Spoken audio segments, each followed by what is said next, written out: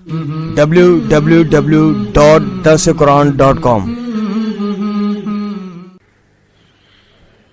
الحمد لله وحده والصلاة والسلام على من لا نبي بعده أما بعد فأعوذ بالله من الشيطان الرجيم بسم الله الرحمن الرحيم سبح لله ما في السماوات والأرض وهو العزيز الحكيم له ملك السماوات والأرض يحيي ويميت وهو على كل شيء قدير هو الأول والآخر والظاهر والباطن وهو بكل شيء عليم هو الذي خلق السماوات والأرض في 6 أيام ثم استوى على العرش يعلم ما يلج في الأرض وما يخرج منها وما ينزل من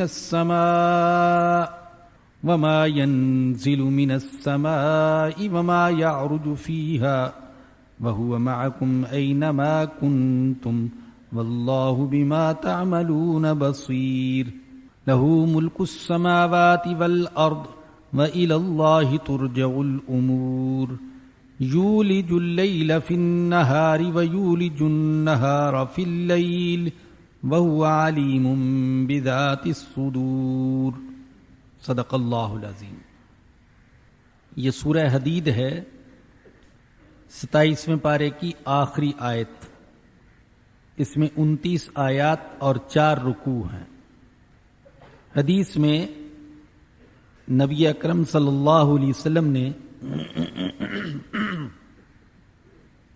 5 ایسی صورتوں کو مسبحات فرمایا ہے جن کے شروع میں سبحا یا یسبح کے الفاظ آئے ہیں۔ ان میں سے پہلی صورت سورہ حدید ہے، دوسری سورہ حشر، تیسری صف، چوتھی جمعہ اور 5ویں صورت تغابن ہے۔ ابو داؤد، ترمذی اور نسائی میں حضرت ارباز بن ساریہ رضی اللہ تعالیٰ عنہ سے روایت ہے کہ رسول اکرم صلی اللہ علیہ وسلم سونے سے پہلے مسبحات کی تلاوت فرمایا کرتے تھے، اور آپ نے فرمایا کہ ان صورتوں میں ایک آیت ایسی ہے جو 1000 آیتوں سے افضل ہے، اور وہ آیت سورہ حدید میں تیسرے نمبر پر آئی ہے، وَالْأَوَّلُ وَالْآخِرُ وَالظَّاهِرُ وَالْبَاطِنُ وَهُوَ بِكُلِّ شَيْءٍ عَلِيمٌ۔ اور حضرت ابن عباس رضی اللہ عنہما فرماتے ہیں کہ اگر کبھی شیطان تمہارے دل میں اللہ کے بارے میں اور دین حق کے بارے میں وسوسے پیدا کرے تو آہستہ سے یہ آیت کریمہ پڑھ لیا کرو، اس کے پڑھنے سے وسوسے دور ہو جائیں گے۔ هو الاول والآخر والظاہر والباطن وَهُوَ بِكُلِّ شَيْءٍ عَلِيمٌ۔ فرمایا کہ سبح للہ ما فی السماوات والارض، اللہ کی تسبیح بیان کرتی ہے ہر وہ چیز جو آسمانوں میں ہے اور جو زمین میں ہے۔ کائنات کی ہر چیز یہ اللہ کی تسبیح اور اللہ کی حمد و ثنا بیان کر رہی ہے، چاہے جمادات ہوں یا نباتات، انسان ہوں یا حیوان۔ کوئی چیز تسبیح بیان کر رہی ہے زبان حال سے، اور کوئی تسبیح بیان کر رہی ہے زبان قال سے۔ اللہ نے سورہ اسراء میں فرمایا تسبح لہ السماوات السبع والارض ومن فیہن، اللہ کی تسبیح بیان کرتے ہیں 7 آسمان اور 7 زمینیں اور جو کچھ آسمانوں اور زمینوں میں ہے۔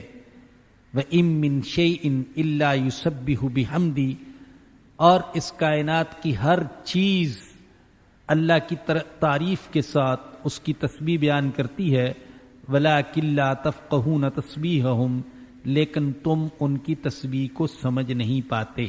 تو ہر چیز یہ بتا رہی ہے کہ اللہ ہر عیب سے پاک ہے، رب بھی وہی ہے، مالک کی وہی ہے، خالق بھی وہی ہے، رازق بھی وہی ہے، تعظیم اور عبادت کے لائق بھی وہی ہے۔ اور یہ کہہ کر اللہ نے انسان کو ایک تو یہ بات سمجھائی کہ اے انسان، تم میری مخلوق میں سے سب سے افضل، اعلی اور اشرف مخلوق ہو۔ جب پتھر بھی میری تسبیح بیان کرتے ہیں، درندے بھی میری تسبیح بیان کرتے ہیں، چرندے بھی میری تسبیح بیان کرتے ہیں، اور زمین و آسمان کی ساری مخلوق میری تسبیح بیان کرتی ہے، تو تم تو زیادہ حقدار ہو اس بات کی کہ میری تسبیح بیان کرو۔ دوسری بات یہ سمجھا دی گئی کہ اے انسان، میں اللہ تیری تسبیح کا اور تیری عبادت اور تعظیم کا محتاج نہیں ہوں۔ یہ مت سمجھو کہ اگر تم میری عبادت اور تعظیم نہیں کرو گے تو پھر کوئی اور چیز نہیں ہوگی جو میری عبادت اور تعظیم کرنے والی ہوگی۔ صورت تو یہ ہے کہ یہاں کی ہر چیز، آسمانوں اور زمین کی ہر چیز میری عبادت میں اور میری حمد و ثنا میں لگی ہوئی ہے۔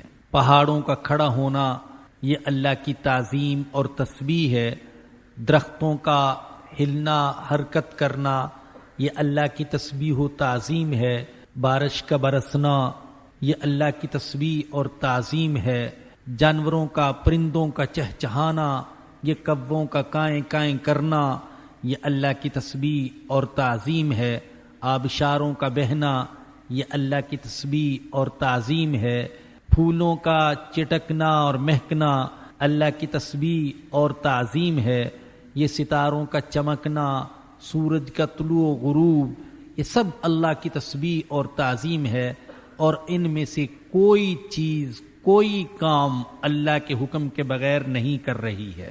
وَهُوَ الْعَزِيزُ الْحَكِيمُ، اور وہ اللہ عزیز ہے، ہر چیز پر غالب، ہر اختیار کا مالک، جو کچھ چاہتا ہے کر سکتا ہے، جو وہ کرنا چاہے اسے کوئی روک نہیں سکتا، اور جو نہ کرنا چاہے اس سے کوئی کروا نہیں سکتا۔ وہ جسے دینا چاہے کوئی منع نہیں کر سکتا، اور کسی سے چھیننا چاہے تو کوئی دفاع نہیں کر سکتا۔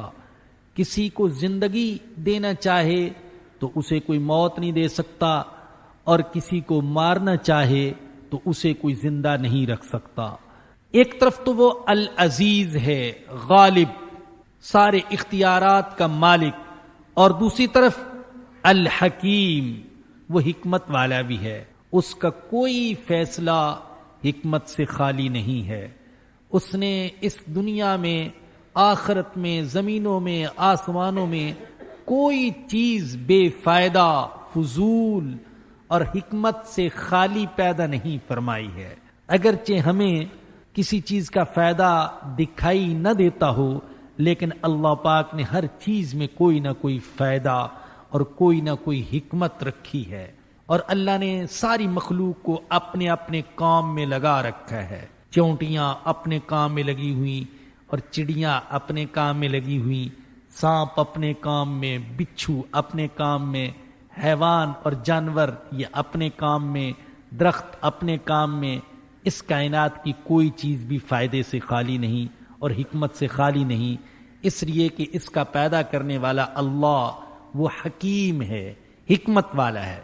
لہو ملک السماوات والارض، اسی کے لیے ہے آسمانوں اور زمین کی بادشاہی، وہ اکیلا بادشاہ ہے، اس کا کوئی شریک نہیں، اس کا ہر چیز پر حکم چلتا ہے اور ہر چیز پر اس کا سکہ چلتا ہے۔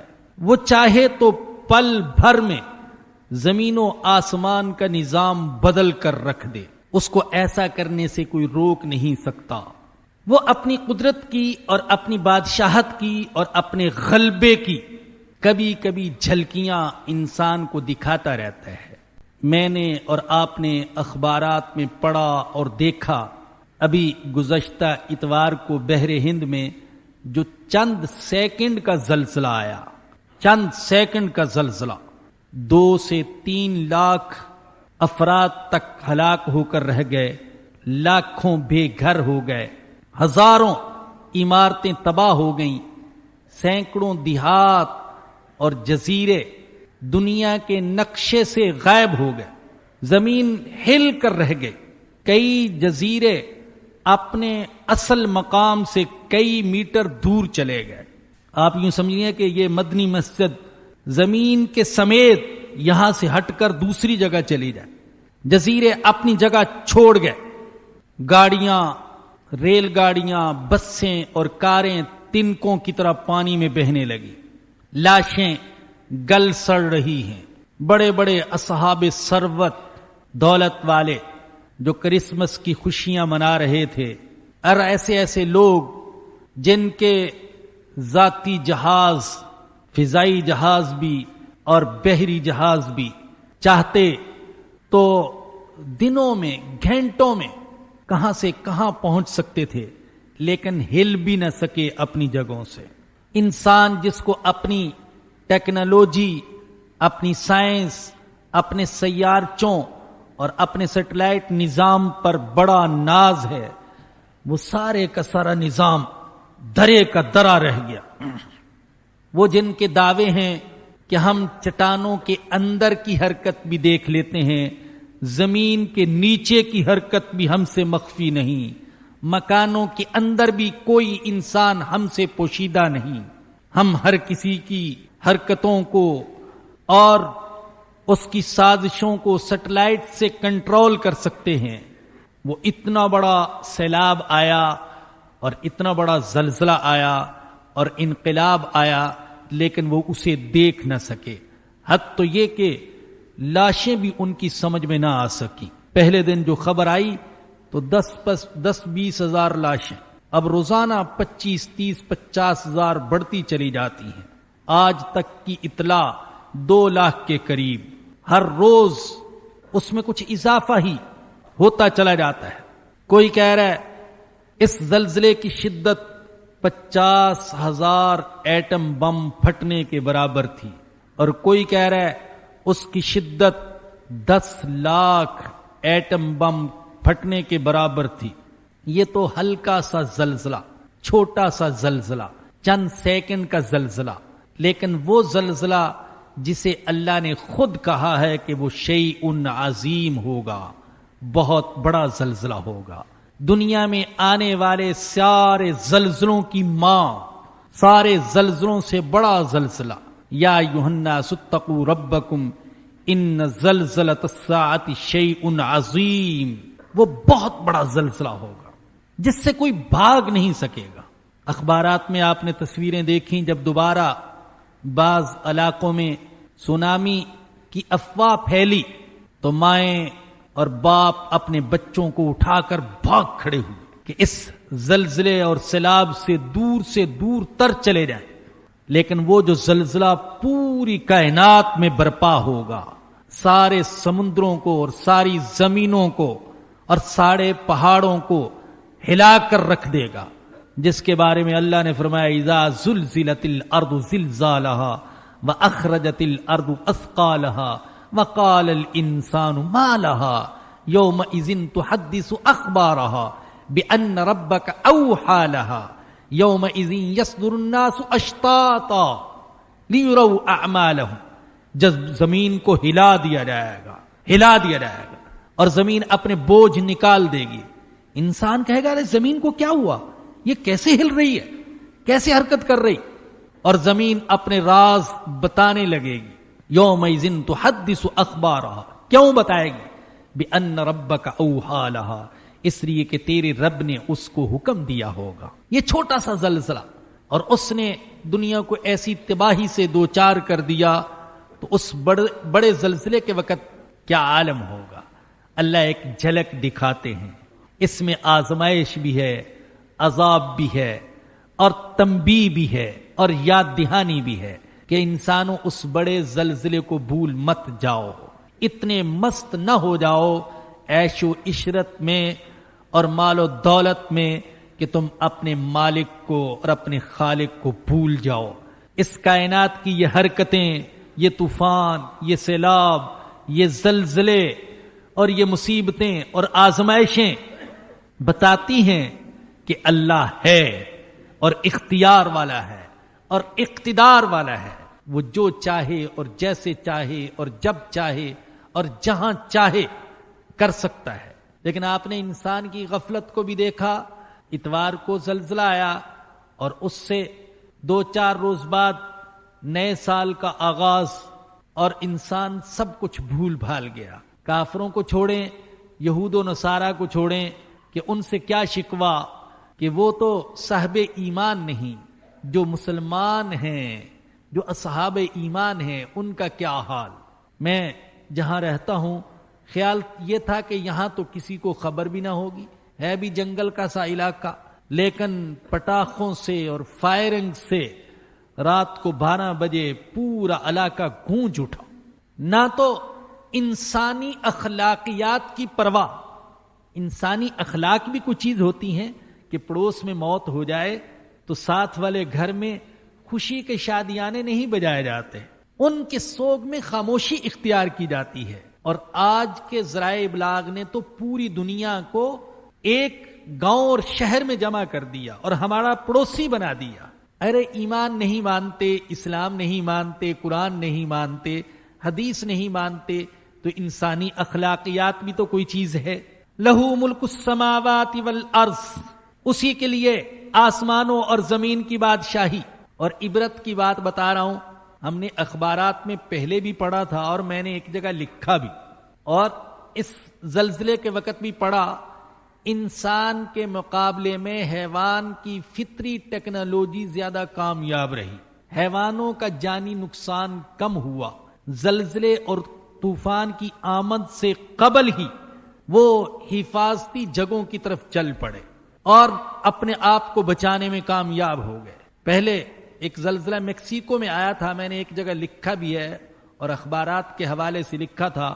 اس زلزلے کے آنے سے پہلے چیونٹیاں، چوہے، بچھو، سانپ اور اژدہے اور دوسری مخلوق، یہ سارے کے سارے نکل کر اب حفاظتی مقامات کی طرف چل پڑے اور انسان خر مستیوں میں ڈوبا ہوا. انسان غافل، اسے کوئی پتہ نہیں، اور ان کی چھٹی حس بتا رہی ہے کہ کچھ ہونے والا ہے.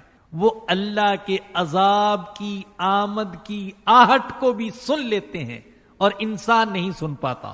لہو ملک السماوات والارض، اسی کے لیے ہے آسمانوں اور زمین کی بادشاہی. یحیی و یمیت، وہی زندہ کرتے اور وہی مارتا ہے. وہو علی کل شیء قدیر، اور وہ ہر چیز پر قدرت رکھتا ہے. وہ چاہے تو اپنے ہی بنائے ہوئے نظام کو اور قاعدے کو توڑ سکتا ہے، اس کے الٹ کر سکتا ہے. هو الاول والآخر والظاہر والباطن، وہی اول تھا، وہی اول ہے، وہی آخر ہے، وہی ظاہر ہے، وہی باطن. جب کائنات میں کچھ نہ تھا اللہ تھا. وہ حدیث تو نہیں لیکن کسی کا قول ہے کہ اللہ فرماتے ہیں کنت کنزا مخفیا، میں ایک مخفی اور چھپا ہوا خزانہ تھا. فاردت ان اعرف، میں نے چاہا کہ مجھے پہچانا جائے. فخلقت الخلق، تو میں نے مخلوق کو پیدا کیا. فبی عرفونی، تو اب یہ مجھے پہچان سکتے ہیں. تو وہ اس وقت بھی تھا جب اس کائنات میں کچھ نہ تھا، اور اس وقت بھی ہوگا جب کہ اس کائنات میں کچھ نہ رہے گا. کل شیء ہالک الا وجہ، ہر چیز ہلاک ہو جائے گی سوائے اس کی ذات کے. والظاہر، وہ غالب ہے، ظاہر ہے، ہر چیز پر غالب. والباطن، وہ ساری حقیقتوں کو اور سب کی حقیقتوں کو جانتا ہے، لیکن اس کی حقیقت کو کوئی نہیں جانتا. ظاہر کا معنی غالب بھی، اور ظاہر کا معنی بالکل واضح بھی. وہ ظاہر اتنا ہے کہ ہر جگہ ہے، اور باطن اتنا ہے، پوشیدہ اتنا ہے کہ کہیں بھی نہیں ہے. ظاہر اتنا ہے کہ ستاروں کی چمک میں بھی وہی ہے، موتیوں کی دھمک میں بھی وہی ہے، اور چڑیوں کی چہچہاہٹ میں بھی وہی ہے، اور آبشاروں کے نغموں میں بھی وہی ہے، انسان کی سانسوں میں بھی وہی ہے، پھول کی مہک میں بھی وہی ہے. ہماری رگے جان کے قریب ہے وہ. وَنَحْنُ أَقْرَبُ إِلَيْهِ مِنْ حَبْلِ الْوَرِيدِ. اور باطن اور پوشیدہ اتنا ہے کہ کہیں بھی نہیں ہے، کسی کو دکھائی نہیں دیتا. وَالظَّاهِرِ وَالْبَاطِنِ. صحیح مسلم میں حضرت ابو ہریرہ رضی اللہ عنہ سے روایت ہے، رسول اللہ صلی اللہ علیہ وسلم یہ دعا پڑھا کرتے تھے، اور یہ دعا قرض کی ادائیگی کے لیے پڑھی جاتی ہے. حضور اللہ سے درخواست کرتے تھے، اللہم انت الاول فلیس قبلک شیء وانت الآخر فلیس بعدک شیء وانت الظاہر فلیس فوقک شیء وانت الباطن فلیس دونک شیء اقض عنا الدین واغننا من الفقر. اے اللہ تو اول ہے، تجھ سے پہلے کوئی نہیں، تو آخر ہے، تیرے بعد کوئی نہیں، تو ظاہر ہے، تیرے اوپر کوئی نہیں، تو باطن ہے، تجھ سے بھرے کوئی چیز نہیں. اے اللہ ہم سے قرض کو ادا کروا دے، اور اے اللہ ہمیں فقر سے غنا عطا فرما دے. وَهُوَ بِكُلِّ شَيْءٍ عَلِيمٌ. اور وہ ہر چیز کو جاننے والا ہے. هُوَ الَّذِي خَلَقَ السَّمَاوَاتِ وَالْأَرْضَ فِي سِتَّةِ أَيَّامٍ. وہی ہے جس نے پیدا کیا آسمانوں کو اور زمین کو 6 دنوں میں پیدا کیا. اہل علم کہتے ہیں اس سے مراد 6 مراحل ہیں. اللہ نے 6 مرحلوں میں پیدا کیا زمین و آسمان کو. اس لیے کہ جب زمین و آسمان کو پیدا کیا اس وقت سورج بھی نہیں تھا، چاند بھی نہیں تھا، سورج کا طلوع و غروب نہیں تھا، نہ دن تھا نہ رات تھی. لہذا دن اور رات کہاں سے آئے؟ تو 6 مرحلے مراد ہیں. اللہ نے زمین و آسمان کو 6 مرحلوں میں پیدا کیا. وہ اللہ تو ایسا کہ کون سے 7 آسمان اور 7 زمینیں پیدا کر سکتے ہیں، تو پھر اتنے مراحل میں پیدا کرنے کی ضرورت کیا تھی؟ بعض حضرات نے اس میں حکمت یہ لکھی، انسان کو سکھانے کے لیے کہ جلد بازی اچھی چیز نہیں ہے. وقار سے، تحمل سے، صبر سے، برداشت سے، انتظار کے ساتھ کسی چیز کو بناؤ. فی 6 ایام ثم استوی علی العرش. پھر وہ عرش پر جا ٹھہرا. عرش پر کیسے ٹھہرا؟ یہ آیت کریمہ متشابہات میں سے ہے. متشابہات ان آیات کو کہتے ہیں جن کے معنی تو معلوم ہوتے ہیں لیکن ان کی مراد معلوم نہیں ہوتی کہ مراد کیا ہے. عرش پر جا ٹھہرا. کیسے ٹھہر گیا؟ عرش پر کھڑا ہو گیا. عرش پر کیسے کھڑا ہوا؟ جو متقدمین تھے پرانے زمانے کے علماء، وہ تو یوں کہتے تھے استواء یلیق بہ. وہ عرش پر کھڑے ہوا جیسے کھڑا ہونا اس کی شان کے لائق ہے، بس یوں کہہ دیتے تھے. ہم نہیں جانتے کیسے کھڑا ہوا. اور وہ یوں کہتے تھے الاستواء حق. عرش پر کھڑا ہونا یہ استواء، یہ حق ہے. والایمان بہ واجب. اس پر ایمان رکھنا واجب ہے کہ ہاں استواء ہے. والکیف مجہول. لیکن اس کی کیفیت ہم نہیں جانتے. والسؤال عنہ بدعہ. اور اس کے بارے میں سوال کرنا بدعت ہے. وہ یوں کہتے تھے. اور اگر اس سوال کا جواب ہمیں معلوم نہ ہو تو ہمارے ایمان میں کون سا فرق آتا ہے؟ تو متقدمین یوں کہتے تھے اور متأخرین نے کہا استواء علی العرش کا مطلب یہ ہے کہ وہ کائنات کا نظام چلانے لگا، وہ تدبیر کرنے لگا. یعلم ما یلج فی الارض. وہ جانتے ہے جو چیز زمین میں داخل ہوتی ہے اور جو چیز وما یخرج منہا، اور جو چیز زمین سے نکلتی ہے.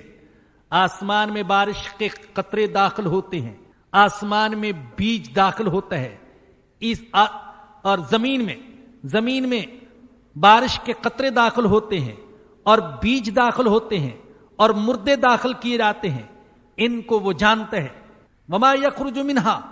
اور جو کچھ زمین سے نکلتا ہے، درخت نکلتے ہیں، پودے نکلتے ہیں، گھاس نکلتی ہے، غلہ نکلتا ہے، معدنیات نکلتی ہیں، پٹرول نکلتا ہے، گیسیں نکلتی ہیں، وہ جانتا ہے. وما ينزل من السماء. اور جو آسمان سے اترتا ہے اسے بھی وہ جانتا ہے.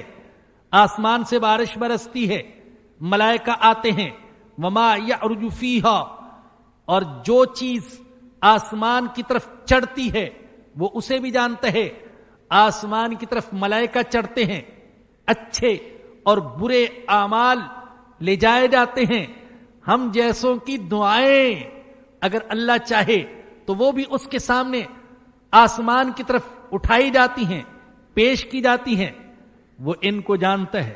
صحیح حدیث میں ہے، فرمایا کہ یرفع الیہ اعمال اللیل قبل النہار وعمل النہار قبل اللیل، اللہ کے سامنے اٹھایا جاتا ہے رات کے اعمال کو دن کے آنے سے پہلے اور دن کے اعمال کو رات کے آنے سے پہلے، وَهُوَ مَعَكُمْ أَيْنَمَا كُنْتُمْ، اور وہ تمہارے ساتھ ہوتے ہیں تم جہاں بھی ہوتے ہو، تم گھر میں ہوتے ہو، تم بازار میں ہوتے ہو، تم شہر میں ہوتے ہو، تم جنگل میں ہوتے ہو، تم محفل میں ہوتے ہو، تم تنہائی میں ہوتے ہو، اللہ تمہارے ساتھ ہوتا ہے، اس کی قدرت ساتھ، اس کا علم ساتھ، واللہ بما تعملون بصیر، اور اللہ دیکھتے ہے جو کچھ تم کرتے ہو، لہو ملک السماوات والارض، آسمانوں اور زمین کی بادشاہی اسی کے لیے ہے، وَإِلَى اللَّهِ تُرْجَعُ الْأُمُورِ، اور سب امور اسی کی طرف لوٹتے ہیں، یولج اللیل فی النہار ویولج النہار فی اللیل، وہ رات کو دن میں داخل کرتے ہیں اور دن کو رات میں داخل کرتے ہیں، رات کا حصہ کاٹتے ہیں دن میں لگا دیتے ہیں، دن طویل ہو جاتے ہیں رات چھوٹی ہو جاتی ہے، وہ دن کا حصہ کاٹتے ہیں رات کے ساتھ جوڑ دیتے ہیں، رات طویل ہو جاتی ہے اور دن چھوٹے ہو جاتے ہیں، وَهُوَ عَلِيمٌ بِذَاتِ الصُّدُورِ، اور وہ دلوں کے بھیدوں تک سے واقف ہے، تمہارے دلوں میں کیا راز ہیں، کیا بھید ہیں، یہ کروں گا یہ نہیں کروں گا، تدبیریں سوچ رہے ہو اچھائی کی برائی کی، اللہ کہتا ہے یہ میں جانتا ہوں۔ آمنوا باللہ ورسولی، ایمان لے آؤ اللہ پر اور اس کے رسول پر، وَأَنفِقُوا مِمَّا جَعَلَكُمْ مُسْتَخْلَفِينَ فِي، اور خرچ کرو اس میں سے جس میں تمہیں اس نے اپنا نائب بنایا ہے، یہ جو کچھ تمہارے پاس ہے تم اس کے مالک نہیں ہو، مالک اللہ ہے، اور اللہ نے تمہیں اس میں نائب بنایا، وہ دیکھتا ہے کہ جو کچھ اس نے تمہیں دیا اس کو کہاں اور کیسے خرچ کرتے ہو۔ حضرت عبداللہ بن شخیر رضی اللہ تعالیٰ عنہ سے روایت ہے، فرماتے ہیں انتہیت الی رسول اللہ صلی اللہ علیہ وسلم، میں رسول اللہ صلی اللہ علیہ وسلم کی خدمت میں پہنچا اور آپ یہ سورہ مبارکہ پڑھ رہے تھے، الہاکم التکاثر حتی زرتم المقابر، اے لوگو تمہیں کثرت کی طلب نے اور تمہیں تفاخر نے غفلت میں ڈال رکھا ہے۔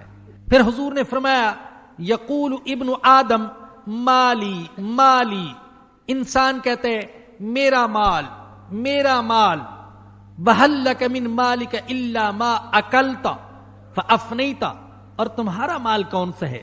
تمہارا مال تو صرف وہ ہے جو تم نے کھایا اور ختم کر دیا، او لبستا فابلیتا، یا پہنا اور پرانا کر دیا، او تصدقتا فابقیتا، یا اللہ کی راہ میں صدقہ کیا اور ہمیشہ کے لیے اللہ کے ہاں اس کو درج کروا دیا۔ اور مسلم میں یہ بھی ہے وما سوا ذالک فذاہب وتارکہ للناس، اور اس کے علاوہ جتنا مال ہے وہ ختم ہو جائے گا اور لوگوں کے لیے باقی رہ جائے گا، وہ تمہارا مال نہیں ہے۔ فالذین آمنوا منکم وانفقوا لهم اجر کبیر، تم میں سے جو لوگ ایمان لائے اور انہوں نے خرچ کیا ان کے لیے بہت بڑا اجر ہے۔ وما لکم لا تؤمنون باللہ، تم کیسے لوگ ہو کہ اللہ پر ایمان نہیں لاتے ہو، والرسول یدعوکم لتؤمنوا بربکم، حالانکہ اس کے رسول تمہیں بلا رہے ہیں کہ اپنے پروردگار پر ایمان لے آؤ۔ ارے تم کیسے لوگ ہو کہ ایمان نہیں لاتے؟ حالانکہ اللہ کے رسول تم کو ایمان کی دعوت دے رہے ہیں۔ سیدنا عمر بن خطاب رضی اللہ تعالیٰ عنہ نے جو اسلام قبول کیا تو ان کے واقعے کے بارے میں مختلف روایات ہیں، اور اس بارے میں بھی روایات مختلف ہیں کہ کون سی آیات سن کر یا پڑھ کر ان کا دل بدلا اور انہوں نے ایمان قبول کیا۔ ان کا بھی واقعہ بڑا عبرت آموز ہے۔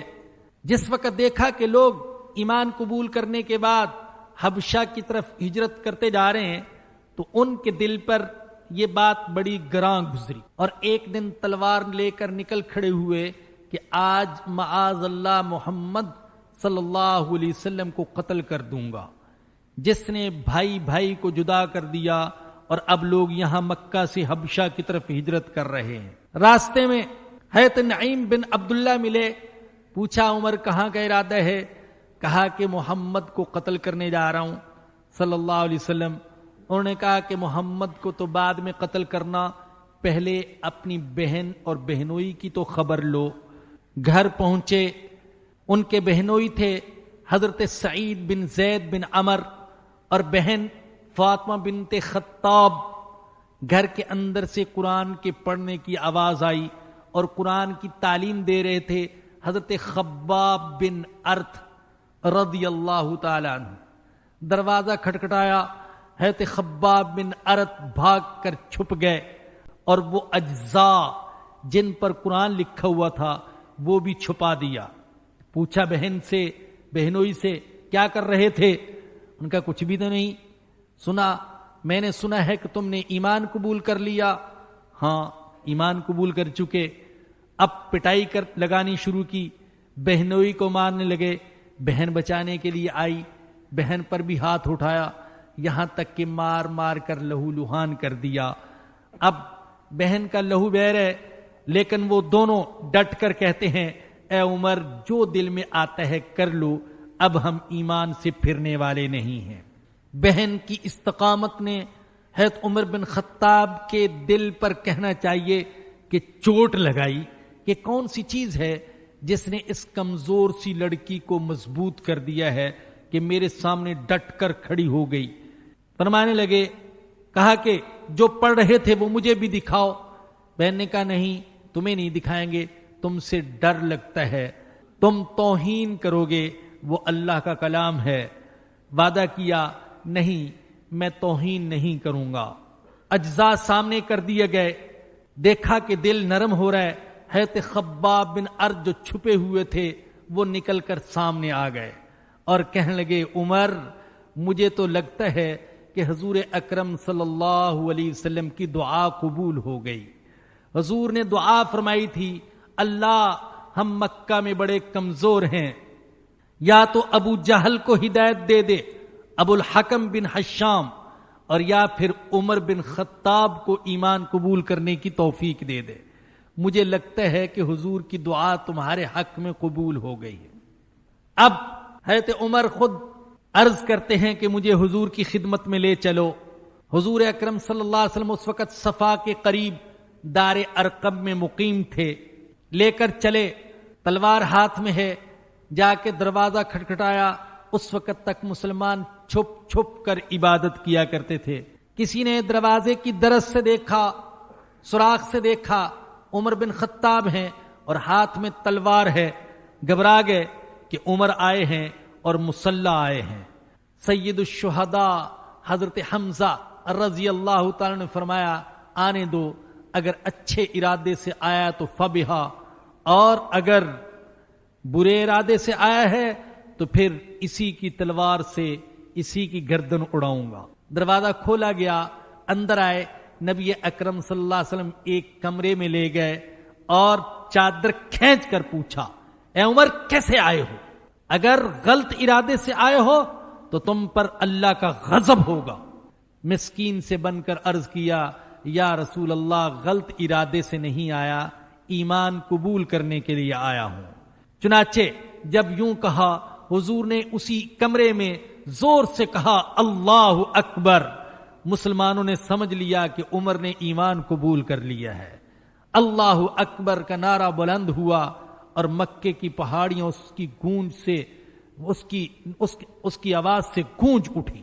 تو حضرت عمر بن خطاب نے جو اجزاء جو قرآنی آیات پڑھی، بعض روایات میں آتا ہے کہ وہ سورۃ طٰہٰ کی آیات تھی، اور بعض روایات میں آتا ہے کہ وہ یہ سورہ حدید کی آیات تھی، اور یہاں تک پڑھی یہ آیت کریمہ.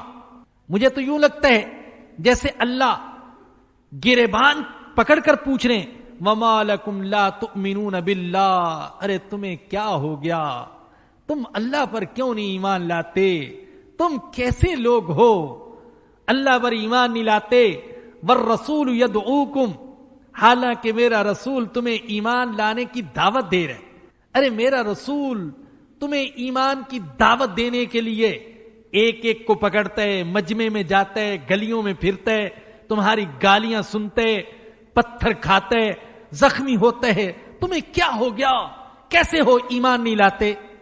بس حضرت عمر نے یوں محسوس کیا کہ میرا اللہ مجھ سے سوال کر رہا ہے، پکار اٹھے کہ میں ایمان لاتا ہوں. وَقَدْ أَخَذَ مِيثَاقَكُمْ إِن كُنتُم مُؤْمِنِينَ، اگر تمہیں یقین آئے تو وہ تم سے عہد لے چکا ہے، تم سے عہد لے چکا. اللہ ایمان لانے کا عہد لے چکا. کہاں لے چکا؟ عالم ارواح میں عہد لے چکا. اور ہر نبی نے جو اپنی امت سے وعدہ لیا کہ آخری نبی آئے گا تو ایمان لانا، اور ہم میں سے ہر ایک جو کلمہ پڑھتے لا الہ الا اللہ محمد الرسول اللہ، تو یہ بھی میثاق ہے، یہ ہم اللہ سے عہد کرتے ہیں. اور میرے بزرگوں اور دوستوں اور میری ماؤں بہنوں بیٹیوں، اللہ کی قسم آج کے دور میں ایمان پر قائم رہنے کی بڑی فضیلت ہے. صحابہ کے مقام کو تو ہم نہیں پہنچ سکتے، لیکن ہمارے آقا نے آج کے دور میں، الہاد کے دور میں، مادیت کے دور میں، کفر کے دور میں، آزادی اور اباحیت کے دور میں ایمان پر قائم رہنے کی بڑی فضیلت بیان کی ہے. بخاری میں روایت ہے، ایک دن نبی اکرم صلی اللہ علیہ وسلم نے اپنے صحابہ سے پوچھا تمہیں ایمان والوں سے سب سے زیادہ ایمان کس کا پسند ہے؟ صحابہ نے عرض کیا کہ فرشتوں کا ایمان. حضور نے فرمایا وہ کیوں نہیں ایمان لائیں گے، وہ تو اللہ کے پاس رہتے ہیں. تو صحابہ نے عرض کیا کہ پھر انبیاء کا ایمان. حضور نے فرمایا کہ ان کو کیا ہے کہ وہ ایمان نہ لائیں، ان پر تو وحی نازل ہوتی ہے. صحابہ نے عرض کیا یا رسول اللہ پھر ہمارا ایمان؟ حضور نے فرمایا ارے تم کیوں نہ ایمان لاؤ گے، میں محمد تمہارے اندر موجود ہوں، کیا تم بھی ایمان نہیں لاؤ گے؟ اللہ اکبر. پھر حضور نے فرمایا نہیں، سب سے زیادہ ایمان تو مجھے ان لوگوں کا پسند ہے جو تمہارے بعد آئیں گے. انہوں نے مجھے نہیں دیکھا ہوگا، وحی کو اترتے نہیں دیکھا ہوگا، صحیفوں کو پڑھیں گے، قرآن کو پڑھیں گے اور ایمان لائیں گے. وَمَا لَكُمْ لَا تُؤْمِنُونَ بِاللَّهِ، تم کیسے لوگ ہو کہ اللہ پر ایمان نہیں لاتے؟ وَالرَّسُولُ يَدْعُوكُمْ، حالانکہ اللہ کا رسول تم کو دعوت دے رہے تاکہ تم اپنے پروردگار پر ایمان لے آؤ. وَقَدْ أَخَذَ مِيثَاقَكُمْ إِن كُنتُم مُؤْمِنِينَ، اور اگر تمہیں یقین آئے تو وہ تم سے عہد بھی لے چکا ہے.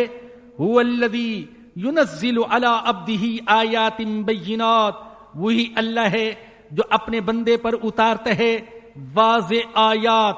لِيُخْرِجَكُم مِّنَ الظُّلُمَاتِ إِلَى النُّورِ، تاکہ تمہیں نکالے اندھیروں سے روشنی کی طرف، اندھیروں سے روشنی کی طرف نکال کر لائے. جہالت کا اندھیرا، کفر کا اندھیرا، شرک کا اندھیرا، منافقت کا اندھیرا، اس سے نکال کر لائے توحید کی روشنی کی طرف، ہدایت کی روشنی کی طرف، یقین کی روشنی کی طرف، ایمان کی روشنی کی طرف. وَإِنَّ اللَّهَ بِكُمْ لَرَؤُوفٌ الرَّحِيمٌ، اور بے شک اللہ تم پر نہایت شفقت کرنے والا از حد مہربان ہے. وَمَا لَكُمْ أَلَّا تُنْفِقُوا فِي سَبِيلِ اللَّهِ، ارے تمہیں کیا ہو گیا ہے کہ تم اللہ کی راہ میں خرچ نہیں کرتے؟ نمود و نمائش پر خرچ کرتے ہو، دکھاوے پر خرچ کرتے ہو، فحاشی پر خرچ کرتے ہو، عیاشی پر خرچ کرتے ہو، ناک اونچی رکھنے کے لیے خرچ کرتے ہو، شہرت کے لیے خرچ کرتے ہو، لیکن اللہ کی رضا کے لیے خرچ نہیں کرتے. وَلِلَّهِ مِيرَاثُ السَّمَاوَاتِ وَالْأَرْضِ، حالانکہ آسمانوں اور زمین کی وراثت یہ صرف اللہ کے لیے ہے. جن چیزوں کے تم مالک ہو بالآخر ان کی ملکیت اللہ کی طرف منتقل ہو جائے گی. جب تمہیں ظاہری ملکیت حاصل ہے، اگر اللہ کی راہ میں خرچ کرو گے تو وہ اس کا بدلہ تمہیں آخرت میں ضرور دے گا. یہ اللہ کی راہ میں دیا ہوا مال ضائع نہیں جائے گا، یہ باقی رہے گا. ترمذی میں حضرت عائشہ رضی اللہ عنہا کی روایت ہے، فرماتی ہیں کہ ہم نے بکری ذبح کی اور سارا گوشت اللہ کی راہ میں تقسیم کر دیا، اور ایک پایا، ایک دست، ایک ہاتھ وہ باقی رکھا. حضور کو پسند تھا. حضور آئے، پوچھا کیا سارا گوشت ختم ہو گیا، کچھ باقی بھی ہے؟ عرض کیا اللہ کے رسول سارا ختم ہو گیا، ایک دست باقی ہے. حضور نے فرمایا کہ ایک دست باقی نہیں، باقی سارا باقی ہے. جو تم نے اللہ کی راہ میں دے دیا وہ تو باقی ہے، وہ کہاں ختم ہوا؟ وہ تو بینک میں جمع ہو گیا، ایسے بینک میں جس سے کوئی ڈاکو، کوئی لٹیرا لوٹ نہیں سکتا ہے، اور ایسا بینک جس میں زیادہ لینا جائز ہے. جائز ہی نہیں، وہ دینے والا زیادہ دے گا. دنیا میں تو اس نے کہا ایک کے دو نہیں لے سکتے، یہ حرام ہے، یہ سود ہے، یہ ماں کے ساتھ زنا کرنے کے برابر جرم ہے، یہ اللہ اور اس کے رسول کو اعلان جنگ ہے. لیکن آخرت کے بارے میں وہ کہتے ہیں ایک کے 10 تو دوں گا، 700 دوں گا، جن کے اندر اخلاص زیادہ ہوگا ان کو بے حساب دوں گا. فرمایا کہ اللہ کے لیے ہے آسمانوں اور زمین کی وراثت. لا یستوی منکم من انفق من قبل الفتح وقاتل، تم میں سے جس نے خرچ کیا فتح مکہ سے پہلے اور قتال و جہاد کیا، وہ بعد میں خرچ کرنے والوں اور جہاد کرنے والوں کے مساوی نہیں ہو سکتے. اولئک اعظم درجۃ من الذین انفقوا، ان کا درجہ ان لوگوں سے کہیں بڑھ کر ہے. الذین انفقوا من بعد وقاتلوا، جنہوں نے بعد میں خرچ کیا اور جہاد و قتال کیا.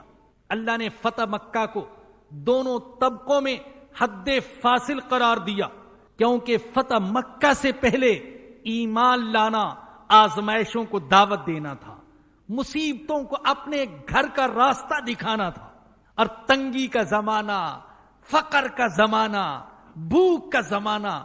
اللہ کہتے ہیں اس وقت خرچ کرنے کا اور جہاد کا جو درجہ تھا وہ فتح مکہ کے بعد خرچ کرنے اور جہاد کا درجہ اس کا مقابلہ نہیں کر سکتا. پہلے والوں کا مقام اور مرتبہ زیادہ، البتہ چونکہ ہیں صحابی لہذا فرمایا وَكُلًّا وَعَدَ اللَّهُ الْحُسْنَى، اور اللہ نے سب سے نیک وعدہ کیا، سب سے اچھا وعدہ کیا. سارے صحابہ ہمارے سر کے تاج، ہماری آنکھوں کے ستارے، ہمارے دلوں کی ٹھنڈک. ان کے مقام اور مرتبے میں فرق ہے. جو حضرت ابوبکر صدیق کا مقام وہ دوسروں کا نہیں، لیکن اللہ نے جنت اور مغفرت کا وعدہ سب کے لیے کیا ہے.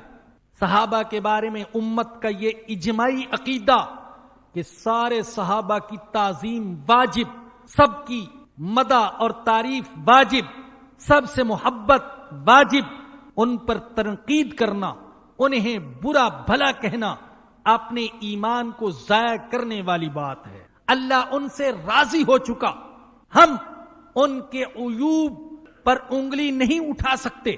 اللہ کہتا ہے رضی اللہ عنہم ورضوا عنہ، اللہ ان سے راضی، وہ اس سے راضی. تم کون ہو بیچ میں ان پر انگلی اٹھانے والے؟ واللہ بما تعملون خبیر، اور اللہ خبر رکھتا ہے اس کی جو کچھ تم کرتے ہو. من ذا الذی یقرض اللہ قرضا حسنا، کون ہے جو اللہ کو اچھا قرضہ دے؟ اللہ اکبر، دیا ہوا اللہ کا، لیکن وہ کہہ رہے میری راہ میں جو خرچ کرو گے میں اسے قرض سمجھوں گا. اور لوگوں تم میں سے جو معاملات کے اچھے ہوتے ہیں وہ جس سے قرض لیتے ہیں اسے واپس ضرور کرتے ہیں. میں اللہ معاملات میں اچھا ہوں، تم مجھے جو قرض دو گے میں ضرور واپس کروں گا، اور جتنا دیا ہوگا اتنا نہیں، اس سے کئی گنا بڑھا کر واپس کروں گا. ارے کون ہے جو اللہ کو اچھا قرضہ دیتا ہے؟ اچھا قرضہ کون سا ہے؟ حلال مال ہو اور نیت خالص ہو. فَيُضَاعِفَهُ لَهُ، تو اللہ اس کے لیے دگنا کر دے گا. وَلَهُ أَجْرٌ کریم، اور اس کے لیے عزت کا صلہ ہے. حضرت عبداللہ بن مسعود رضی اللہ عنہ فرماتے ہیں کہ جب یہ آیت کریمہ اتری تو حضرت ابو دہدہ انصاری نے عرض کیا، یا رسول اللہ، اللہ ہم سے قرض مانگتا ہے؟ آپ نے فرمایا ہاں اے ابو دہدہ، اللہ قرض مانگ رہا ہے. حضرت ابو دہدہ کہنے لگے ارینی یداک، یا رسول اللہ اپنا ہاتھ آگے کریں، اپنا ہاتھ آگے کیجئے. بات کو پکا کرنے کے لیے عرب کیا کرتے تھے. حضور کے ہاتھ کو پکڑا اور کہا کہ اقرضت ربی حائتی، میرا ایک باغ ہے، میں نے اپنے رب کو قرضے میں دے دیا. اس میں 600 کھجور کے باغات تھے، 600 کھجور کے درخت اس باغ میں. اور حضرت ابو دہدہ کے اہل و عیال، بیوی بچے بھی وہیں تھے. پہنچے، آواز دی اے ام دہدہ، پکاری آگے سے ان کی بیوی، لبیک میرے سرتاج حاضر ہوں. کیا کہہ رہے ہیں؟ فرمانے لگے اخرجی، نکل جا، اس باغ سے نکل جا. فقد اقرضته ربی عز وجل، کیونکہ یہ باغ میں نے اپنے رب کو قرضے میں دے دیا ہے. ایک روایت میں آتا ہے جیسا شوہر ویسی بیوی تھی. سنا دہدہ کی اماں نے اور ان کی زوجہ نے تو کہنے لگی ربیح بیعک یا ابا دہدہ، اے دہدہ کے ابا تم نے بڑا نفع کا سودا کیا ہے. اور فوراً اپنے سامان کو اور بچوں کو وہاں سے نکل کر باہر آ گئی. نبی اکرم صلی اللہ علیہ وسلم کو پتا چلا تو آپ نے فرمایا کم من ازق رداہ فی الجنہ لابی دہدہ، ارے ان 600 درختوں کے بدلے میں جنت میں ابو دہدہ کے لیے پتہ نہیں اللہ نے کتنے پھلدار درخت لگا دیے. یوم تری المؤمنین والمؤمنات، جس دن، اس دن کو یاد رکھو جس دن تم دیکھو گے، یوم تری المؤمنین والمؤمنات، جس دن تم دیکھو گے ایمان والے مردوں کو اور ایمان والی عورتوں کو، یسعی نورہم بین ایدیہم وبایمانہم، ان کا نور، ان کے ایمان کا نور ان کے آگے آگے اور داہنی طرف چل رہا ہوگا. سامنے نور اور دائیں ہاتھ میں اعمال نامہ. حضرت عبداللہ بن مسعود رضی اللہ عنہ فرماتے ہیں کہ انسانوں کا نور ان کے اعمال کے مطابق ہوگا. فرماتے ہیں کہ کسی کا نور پہاڑ جتنا ہوگا، کسی کا نور درخت جتنا، کسی کا نور کھڑے انسان جتنا، اور فرمایا کہ سب سے ادنا نور ایک انگوٹھے کے برابر، وہ کبھی جلے گا کبھی بجھے گا. اور حضرت قتادہ فرماتے ہیں کہ نبی اکرم صلی اللہ علیہ وسلم نے ایک دفعہ فرمایا بعض مومن وہ ہیں جن کے نور سے مدینہ سے عدن تک اور صنعاء تک روشنی پھیل جاتی ہے، بعض کی اس سے کم، اور بعض ایسے ہیں کہ جن کے نور سے ان کے قدموں تک روشنی پھیلتی ہے. اللہ اکبر. میں کہتا ہوں میرے آقا حضرت محمد الرسول اللہ صلی اللہ علیہ وسلم کے ایمان کے نور کا کیا حال کہ جن کے ایمان کے نور سے ساری دنیا منور ہو گئے، ساری دنیا روشن ہو گئی. بشراکم الیوم، ان سے کہا جائے گا تمہیں بشارت ہو کہ آج تمہارے لیے جنات تجری، باغات ہیں جن کے نیچے نہریں جاری، من تحتی الانہار خالدین فیہا، ان میں ہمیشہ رہیں گے. ذالک هو الفوز العظیم، یہی بڑی کامیابی ہے.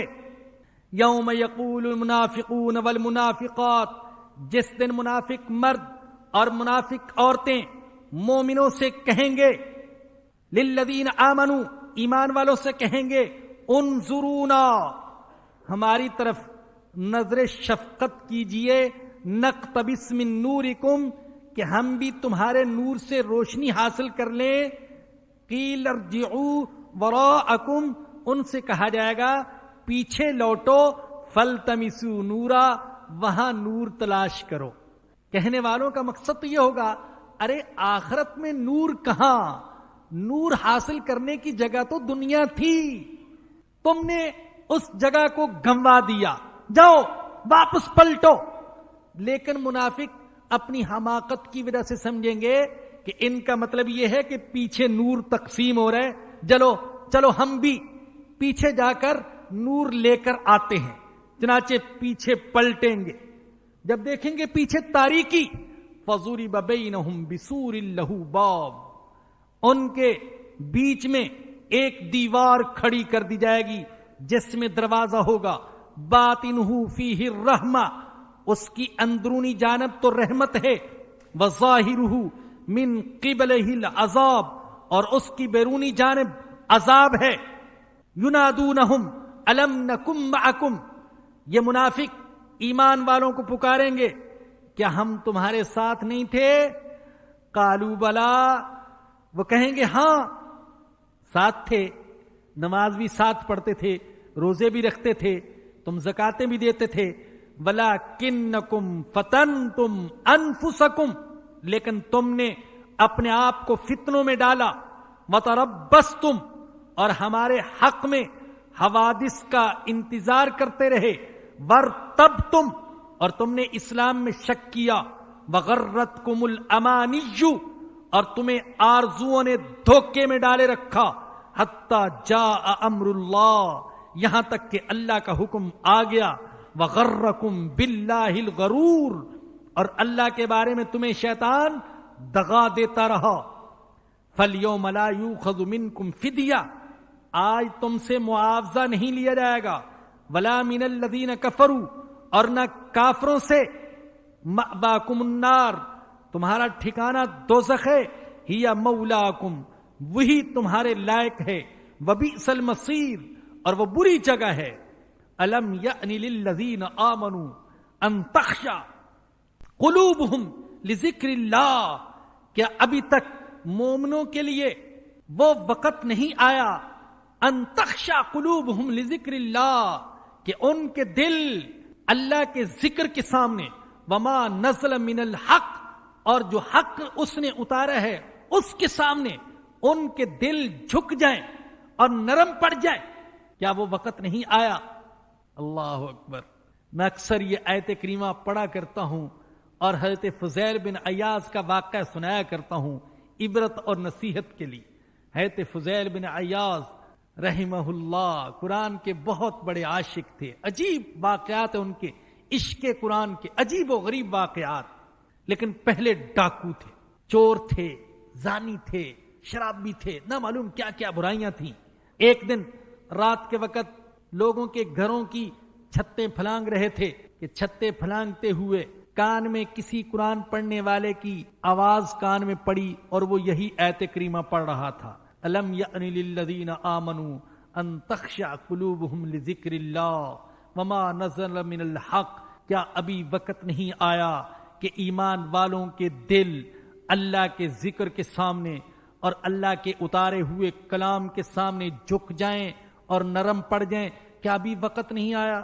حضرت فضیل نے یہ سمجھا کہ میرا اللہ مجھ سے پوچھ رہا ہے، اے فضیل کیا ابھی وقت نہیں آیا کہ باز آ جاؤ؟ عربی سمجھتے تھے، پکار اٹھے، اے اللہ وہ وقت آ گیا، میں سچے دل سے توبہ کرتا ہوں اور گناہ کی زندگی چھوڑ کر تیری اطاعت کی زندگی شروع کرتا ہوں۔ میرے بزرگوں اور دوستو، کیا یہ آیت کریمہ پڑھتے اور سنتے ہوئے میں اور آپ یہ نہیں سوچ سکتے کہ اللہ ہم سے پوچھ رہا ہے، ارے ابھی وقت نہیں آیا کہ تیرا دل اللہ کے ذکر کے سامنے جھک جائے، تو معصیت سے، بغاوت سے اور گناہوں سے باز آ جائے؟ کیا ابھی وقت نہیں آیا؟ الحمدللہ کئی دفعہ یہ آیت کریمہ پڑھنے کی سعادت حاصل ہوئی اور کئی دفعہ یہ کہنے کی بھی سعادت حاصل ہوئی، اے اللہ وہ وقت آ گیا کہ میرا دل تیرے ذکر کے سامنے اور میں تیرے سامنے جھک جاؤں۔ اے میرے بزرگوں اور دوستوں اور میری ماؤں بہنوں بیٹیوں، آپ بھی دل میں کہہ لیجئے، اے اللہ وقت آ گیا کہ میں گناہوں کی زندگی چھوڑ دوں اور تیری اطاعت کی زندگی شروع کر دوں اور تیرے سامنے جھک جاؤں۔ فرمایا کیا وقت نہیں آیا کہ ان کے دل نرم ہو جائیں اللہ کو یاد کرتے ہوئے اور اس حق کے سامنے جو اللہ کی طرف سے نازل ہوا، وَلَا يَكُونُوا كَالَّذِينَ أُوتُوا الْكِتَابَ مِن قَبْلُ، اور ان لوگوں کی طرح نہ ہو جائیں جن کو کتاب دی گئی ان سے پہلے، فَطَالَ عَلَيْهِمُ الْأَمَدُ، پھر ان پر طویل زمانہ گزر گیا، فَقَسَتْ قُلُوبُهُمْ، تو ان کے دل سخت ہو گئے، وَكَثِيرٌ مِّنْهُمْ فَاسِقُونَ، اور ان میں سے اکثر نافرمان ہیں۔ اللہ پاک مجھے اور آپ سب کو نافرمانی سے بچائے۔ وآخر دعوانا الحمدللہ رب العالمین۔ یہ ایک تو اعلان کرنا ہے، اعلان یہ ہے الحمدللہ، یہ دل میں آتا ہے رہتا ہے کہ کوئی نہ کوئی اللہ پاک کام اپنی مرضی کے مطابق کرنے کی توفیق دے دے اور امت کے لیے کچھ کرنے کی توفیق دے دے۔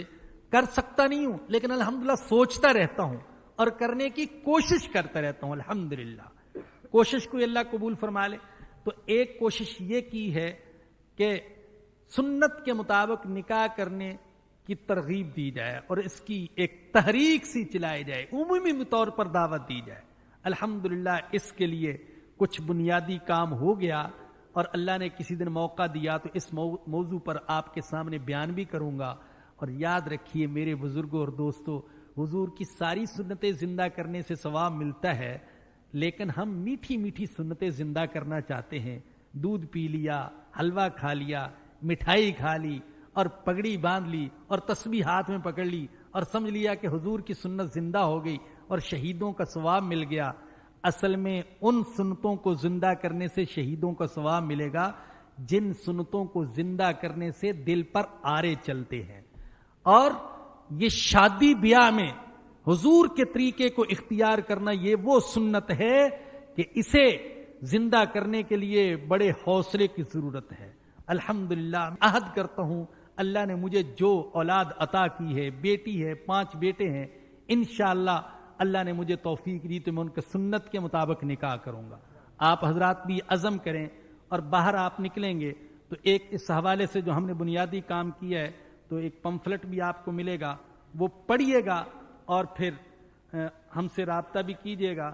انشاءاللہ ارادہ یہ ہے کہ ربیع الاول میں نکاح کی اجتماعی تقریب ہوگی جس میں ایسے جوڑوں کا نکاح کیا جائے گا جو سنت کے مطابق نکاح کرنا چاہتے ہوں۔ اللہ پاک ہمیں یہ سنت زندہ کرنے کی توفیق عطا فرمائے۔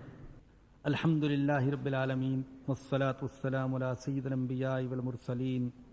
ربنا ظلمنا انفسنا وان لم تغفر لنا وترحمنا لنکونن من الخاسرین۔ یا رحمان یا رحیم یا ستار یا غفار یا عفو یا تواب، ہم بہت گناہ گار ہیں، اللہ ہمارے گناہوں کو معاف فرما دے۔ اللہ ہم توبہ کرتے ہیں تو ہماری توبہ کو قبول فرما لے۔